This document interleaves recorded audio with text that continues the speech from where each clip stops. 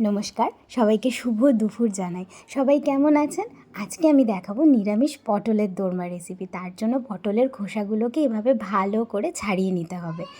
ছাড়িয়ে নেওয়ার পর যে চামচের পেছন আছে সেটা দিয়ে পটলের ভেতরের বীজগুলোকে এভাবে ভালো করে বের করে নিতে হবে। দেখুন, বের করা হয়ে গেছে। এবার যে পটলগুলো আছে ওগুলোকে ভালো করে নুন আর হলুদ মাখিয়ে সাদা তেলে এভাবে ভাজতে হবে একটা একটা করে। আপনারা সর্ষের তেলেও ভাজতে পারেন। দেখুন, ঠিক এইভাবে একটা একটা করে বেশ উল্টে পাল্টে এটাকে ভেজে নিয়েছে মা।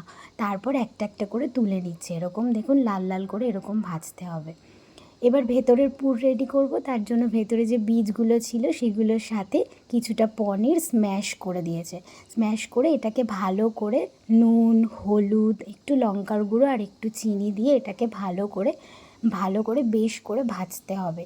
ভাজা হয়ে গেছে, রেডি। এবার এটাকে ঠান্ডা করে যে ভাজা পটলগুলো ছিল সেটার ভেতরে পুরগুলোকে ঢোকাতে হবে একটা একটা করে বেশ ভালো করে। তো দেখুন, ঢোকানো কমপ্লিট। এবার একটা মশলা করতে হবে। তার জন্য টমেটো, কাঁচা লঙ্কা আর কাঁচা জিরে দিয়ে একটা বেশ ভালো করে মিহি পেস্ট করে নিয়েছে মা।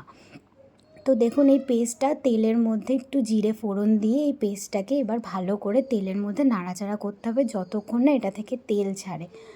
তো নুন হলুদ দিয়ে স্বাদ মতো দিয়ে তারপরে এটাকে ভালো করে দেখুন তেল ছেড়ে গেছে। এবার যে পুর ভরা পটলগুলো ছিল সেগুলোকে এই মশলার সাথে বেশ করে কষাতে হবে অনেকক্ষণ।